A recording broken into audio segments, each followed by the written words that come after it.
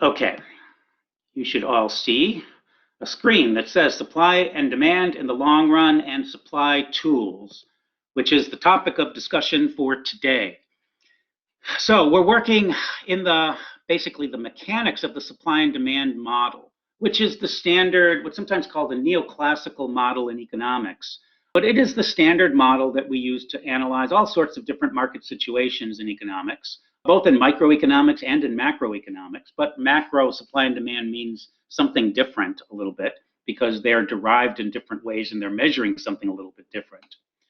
Here we're looking at supply and demand in a particular specific market, like the market for coffee or the market for butter or something like that. And we're looking at how adjustments are likely to take place in response to changes that might occur within the market setting itself. And those changes, remember, refer to changes in what we call the exogenous variables, the variables that determine outcomes, but that we take as a given when we draw up the supply and demand curve and determine what the equilibrium is. In the background, we have given certain values to certain parameters, like the price of substitute goods on average, the price of complements, the wage rates that are paid to workers, the average income of people in the community. These are all of the variables that affect the positions of the supply and demand curve in a particular market. And as we did last time, we began to do exercises called comparative statics, where we change some of those exogenous variables, and then we see how that affects the so-called endogenous variables. The endogenous variables are those that are determined as the equilibrium in the marketplace itself. And most specifically, that refers to the price that prevails and the quantity that's determined at the intersection of supply and demand. Those come about as a result. Those are the implications of the supply and demand model that we're working with. Okay, so lots of assumptions go into this that build up the whole demand curve, the whole supply function, all of the cost curves that are in there. All of the assumptions that we've made before are now situated inside of those supply and demand curves that we're drawing on a particular diagram. And then that diagram is allowing us to visually see what the equilibrium outcome in the market would turn out to be under the sets of conditions that we have assumed. Then we change some of those conditions, like a change in the exogenous variable, and we see how that affects the market adjustment. How does price change? How does quantity change? How does revenues change? Another endogenous variable. How do profits change? Another endogenous variable. So all of the things that are determined because of the price and quantity that come about, those are endogenous variables or outcomes in the individual model itself. Okay, so we're going to do some more exercises like that today, but we're going to do them in the long run. And this complicates things just a little bit, because remember that the long run incorporates the adjustments by firms in response to profits or losses that are occurring within a particular market. The long run in the supply and demand model is referring to entry of firms in response to profits being made by individual firms, and exit of firms in response to losses that are being made by firms in the industry. Okay, and so that corresponds to what we imagine is a much longer process. It's going to take some months or maybe even years to work its way out and get to a so-called long-run equilibrium. Now, bear in mind that very stylized in a sense, because in a real world, in moving from the short run to the long run, if that long run takes a year, for example, for the adjustments to occur, during that year, there's likely to be a whole bunch of changes in the other exogenous variables. Prices of other goods are going to change. Wages might be adjusted. And all of those are making adjustments to both the short run and the long run equilibrium simultaneously. We get rid of all of that messiness by identifying an equilibrium with a fixed set of values, and then we just change one value at a time, and we see how the adjustment would take place in response to that.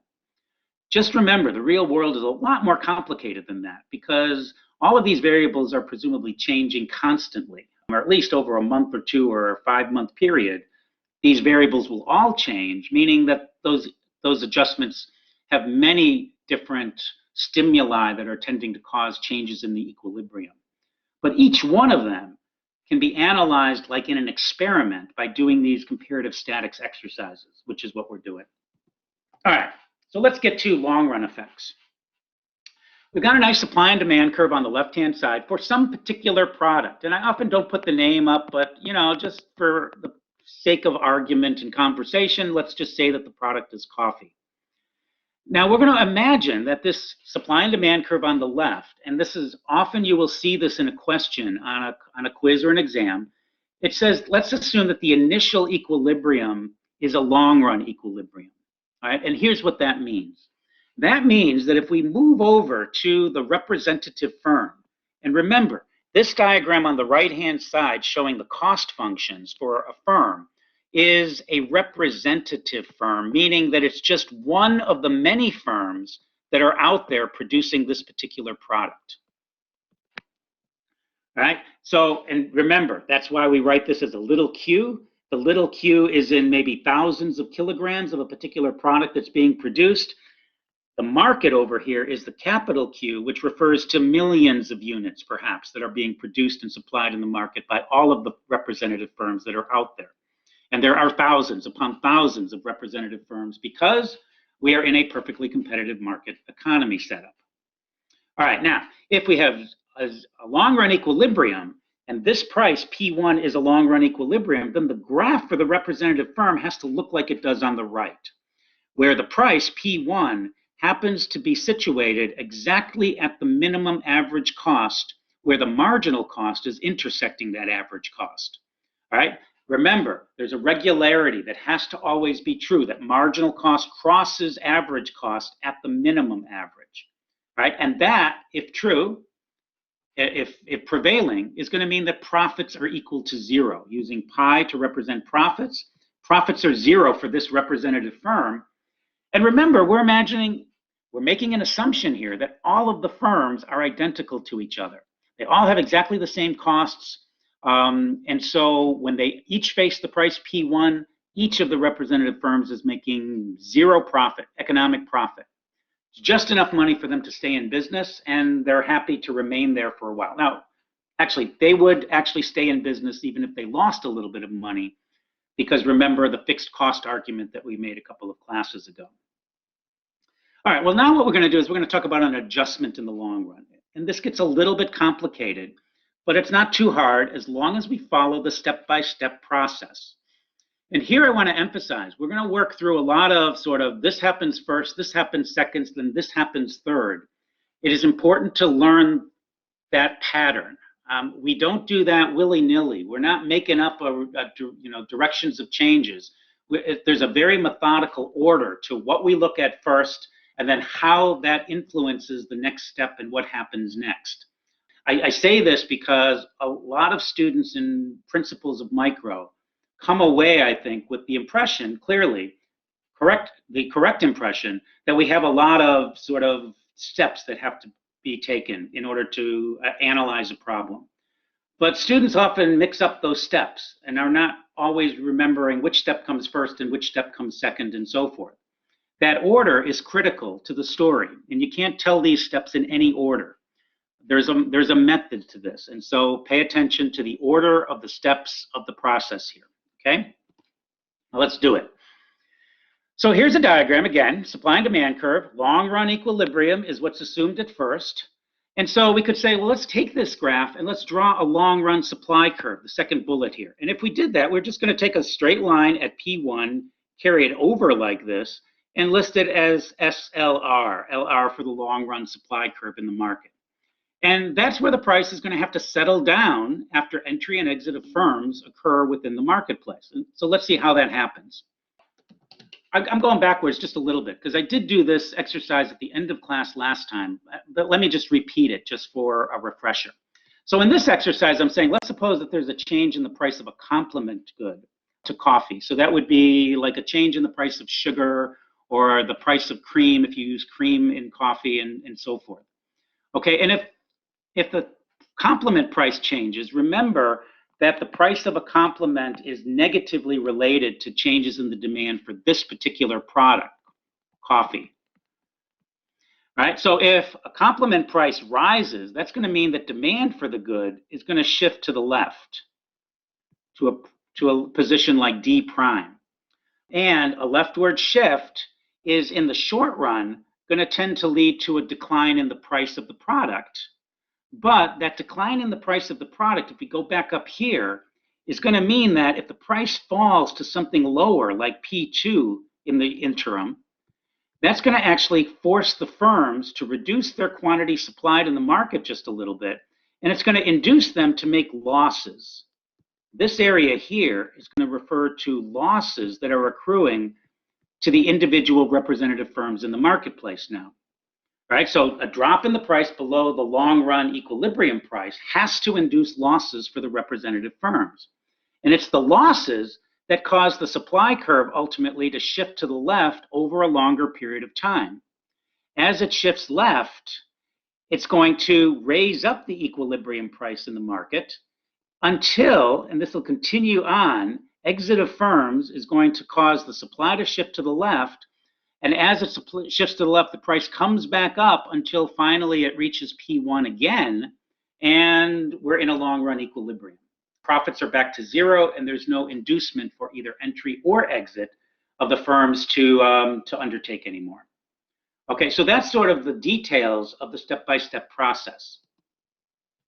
But let's do it again. Same exercise, but let's forget that upward sloping short-run supply curve, and let's just draw the long-run supply curve here. Because what that straight horizontal long-run supply does for us is it actually gives us the final result to this equilibrium story. We don't have to work through the effects of exit or entry because it's all incorporated now into this horizontal long-run supply curve. So if we were to ask, what would be the long-run effect of an increase in the price of a complementary good? So here I've got an increase. Did I do the opposite here? No, I've got the same thing. Okay. So an increase in the price of a complementary good in the long run, in a coffee market, for example. Well, the answer is quite easily found by just shifting the demand curve to the left and noting that the equilibrium here in the long run is going to shift from point A to point B. That's the intersection of the long run supply curve with the new demand curve.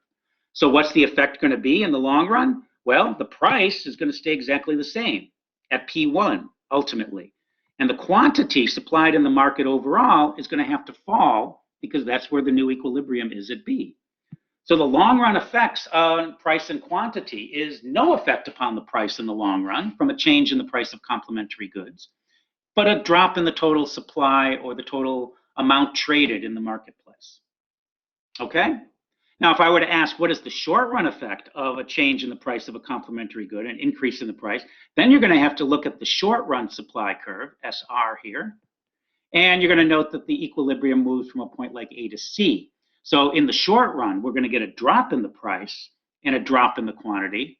In the long run, we're going to get a price reverting back to its original price and the quantity falling even more. So we can actually see kind of the short and long run quantity effects get exaggerated or extended even further as you shift into the long run in this particular exercise.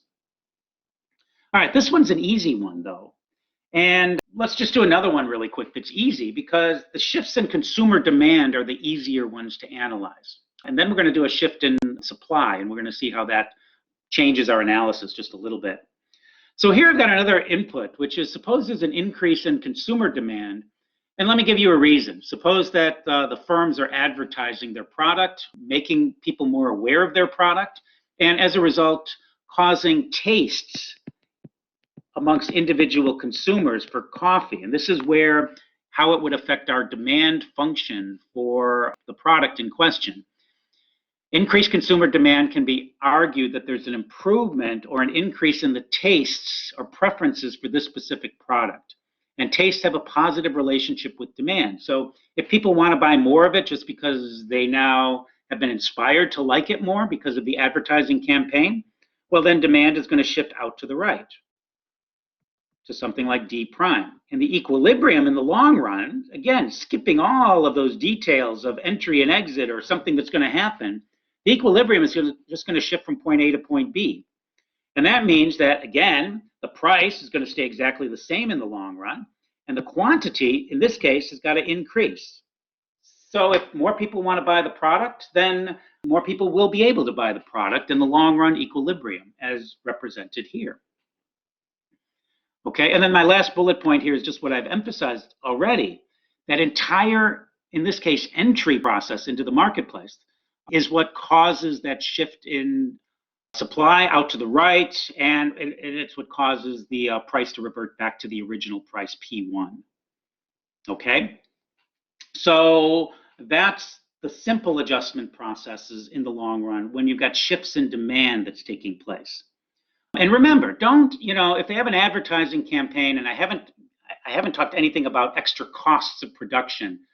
If I don't mention costs, it's not in there. Don't assume that there's something else going on the part of the firms. Like, don't complicate the problem to another level if it's not explicitly talked about in the question. There might be some exceptions to that if the implication is obvious, but we'll see about that going forward. All right, let's do the thing again. And here we're going to change our assumption of the exogenous in the market. Here we're going to imagine that there's a decrease in input prices. Input prices are the prices of the goods that are being used in the production process by, in this case, the coffee firms or the agricultural firm, as I'm listing it here more generally. So let's imagine that one of the important inputs into agricultural production is certainly fertilizer. So let's imagine that there's a decrease in fertilizer prices that are affecting the firms producing and supplying coffee to the marketplace. Now notice, I always will put this thing at the end of a question like this, or a change. CP refers to ceteris paribus, and it means that we're changing fertilizer prices while keeping everything else exogenous fixed. So we're keeping the price of complements fixed, the price of substitutes, we're keeping tastes fixed, everything else is being fixed, we're just changing fertilizer prices. All right. Input prices falling means that the average cost and the marginal cost curves are going to shift downward for the representative firm, right? Okay, that's how we represent costs in the model, in the marketplace. So now here is a representation of the effects that are going to take place. So let's work through this somewhat complicated looking diagram. All right, now I've got the representative firm on the left-hand side. Remember, it doesn't matter whether I put it right or left. We're just putting them side by side to track the prices in both the market view and in the representative firm view. Okay, here I've got a more general description of why input prices might fall, saying, well, maybe the wages fall for the workers in the economy. Maybe input prices fall, which is what I just described last about fertilizer prices falling. Or maybe technology changes and improves. And I'm going to get to that in just a second and talk about how that might have some offsetting effects we're going to want to think about. But again, let's imagine input prices have fallen, become cheaper to buy fertilizer. And so the first impact is going to be that the average cost curve, step number one, is going to shift downward. So we've got this shift representing AC1 to AC2. And what I've done is to keep the minimum of average cost exactly below where it was before.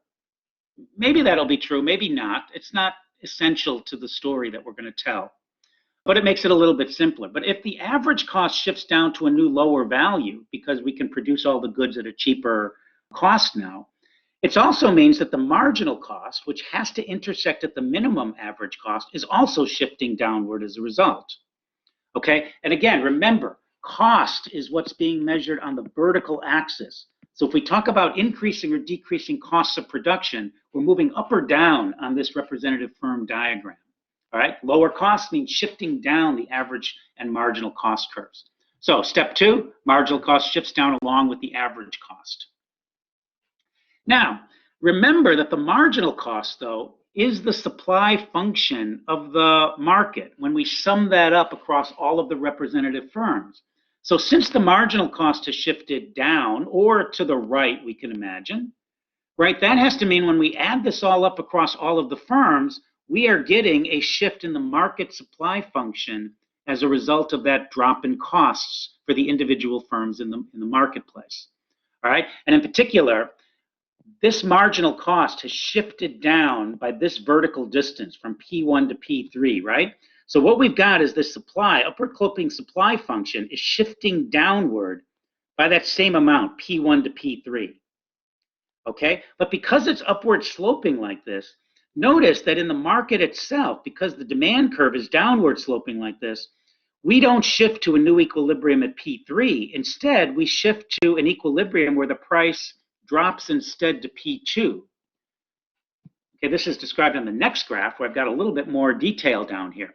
So the price at first is going to drop down to P2 because of the extra supply by firms due to the drop in the marginal cost curve here. And that's where we're going to settle in the short run as a result of this adjustment that's taking place. But when we look at that short run equilibrium where the price has fallen to P2, we've got the quantity going up to Q2 in the market. We've got individual quantities by firms rising to little q2. Okay, so we've got a bunch of changes taking place there.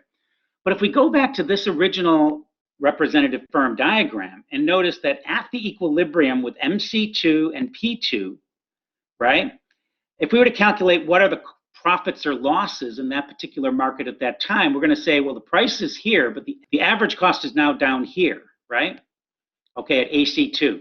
And as a result, the price is up here, the cost is down here, and that means this area right here represents positive profits.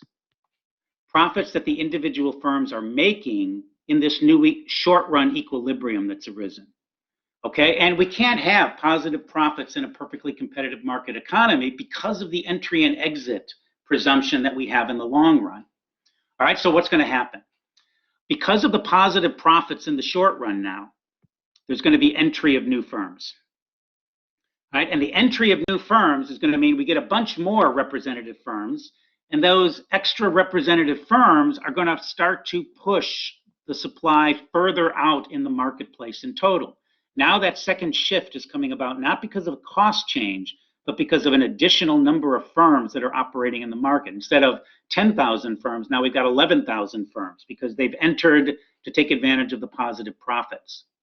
So what happens? Well, as those new firms enter, the price in the marketplace, represented over here, has got to fall, and along with it, the price is going to come down as well. But as the price comes down, it's going to continue to fall until we get to this price, P3, where we end up with profits driven to zero again. So again, down here, this is all described. Entry causes the market supply to shift right. The price falls to P3. The market quantity goes up to Q3. Individual firm quantity goes from Q to Q1. So it's going to go from this level here back down to the Q1 original level. Now, each firm is going to end up producing exactly the same amount that they had before because of the directly downward shift of average costs. But we have more firms now in the marketplace because of the entry in response to the positive profit. And that's why we end up with a greater market quantity overall, despite the fact that in the end, each firm ends up producing exactly the same amount as they did originally. All right, now what's the long run effect of all of this? The long run effect is that the price is going to fall now from P1 to P3. That should be a P1. And the quantity is going to go up from Q1 up to Q3.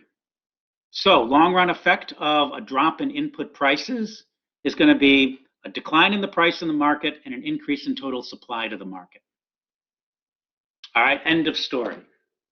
It's a complicated story, but it's how the logical conclusion would be, sort of inferring how the behavioral assumptions we've incorporated would lead to a particular outcome in the marketplace.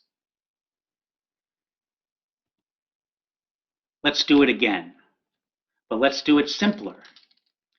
Forget that representative firm diagram for a minute, and just let's focus on a long-run depiction of the equilibrium by drawing only the long-run supply function or curve for the firms in this particular industry. So this is where average cost is minimized for the representative firm at the price of P1, just like we had started off with earlier. Okay, but now let's say that there's a decrease in input prices by a certain amount that shifts down the average cost minimum from P1 down to, let's say, P2. What's going to happen is that that long-run supply function is going to shift downward to S prime LR. Okay, this vertical drop is going to correspond to the drop in the costs per unit that are now being enjoyed by the firms because of the lower input prices.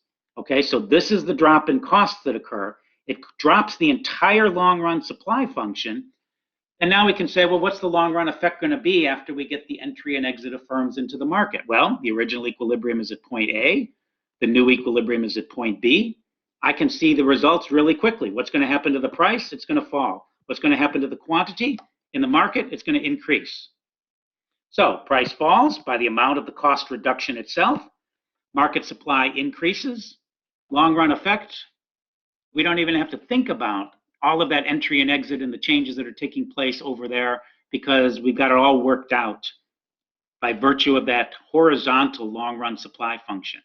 But now we realize that the position of that long-run supply function, the up and down position, is affected by wherever it's going to be at, wherever is the minimum average cost of producing in that particular market. Okay, so minimum average cost is going to jump around because of changes on the supply side of the marketplace. And so that long-run supply function can shift, like we're doing in this exercise. Okay, here's the story again, but this is just in the opposite direction. So this is what would happen if there's an increase in input prices. So we might imagine, for example, that a state comes along and implements an increase in the minimum wage, or maybe the government decides to increase the minimum wage to $15, and then that's going to affect the costs of production of coffee firms and butter firms and milk firms and all sorts of firms, because now wages for lower wage workers are going to get bid up as a result of the minimum wages. Okay, what's the short and long run effect going to be? Well, what's going to happen is the supply curve in the long run is going to shift up because of higher costs of production. If we want to get to the long run outcome as a result, what we're going to end up with is that we're going to move eventually from point A up to point E. And the effect of the increase in input prices is going to cause the production level to drop, and it's going to cause the price, of course, to increase for the products in question. So the price of coffee, increase in input prices, like wages to workers that gets mandated by government, will certainly cause an increase in the price of coffee and the price of butter and the price of everything in the market, because these costs will get passed on to the consumers. Again, now we're back to the assumptions of a perfectly competitive market, and we're not talking about firms taking advantage of this in any way. Okay, so that's a quick description of what's going on in that slide. This slide is just to highlight the fact that in some of the exercises, especially those that affect the demand function itself, so complement price changes, PS changes, household income changes, all of the things that affect the demand curve, the supply function stays fixed in the long run. And so the long run effect is just shift the demand curve right or left, the price is always going to stay the same. It's an easy exercise. Whenever there's a change in the market, though, that affects the cost functions of the individual firms, changes in wages, changes in technology, changes in other input prices like fertilizers, for example, all of those things are going to affect the position of the long-run supply curve, all right, because it's going to change where the minimum average cost is for the individual firms, all right, and so you've got to keep track of that. Is the change that's being described affecting supply, or is it affecting demand? If it's affecting demand, you're going to use this process. If it's affecting supply, you're going to use the right-hand side.